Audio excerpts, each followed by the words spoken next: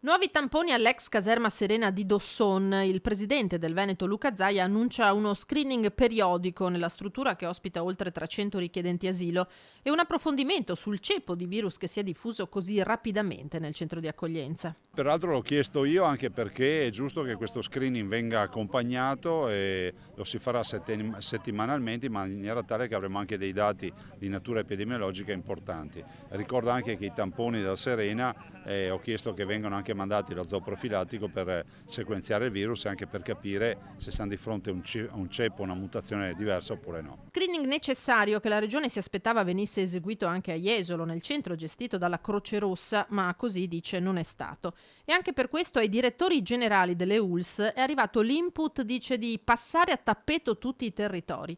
Zaia, che è tornato a parlare di autonomia dopo l'incontro con il capo dello Stato per il 50° dalla nascita delle regioni. Il Presidente della Repubblica ieri è stato chiaro, l'autonomia dà effervescenza e dà vivacità, mi sembra abbia utilizzato questo termine, ai territori, quella vivacità che oggi serve, perché l'autonomia non è, come dicono a Roma, una sottrazione di potere, ma invece, come diciamo noi, è un'assunzione di responsabilità, lo abbiamo dimostrato col coronavirus. Annuncia l'apertura della porzione trevigiana della Pedemontana per dicembre il presidente del Veneto, anche senza che siano completati gli svincoli per A27 e A4. Ma comunque è un'infrastruttura che collega 36 comuni e ha 14 caselli, per cui a prescindere dal collegamento che è necessario A27 e A4, ma nel frattempo diventa una grande tangenziale di tutti questi centri abitati che oggi conoscono solo la postumia.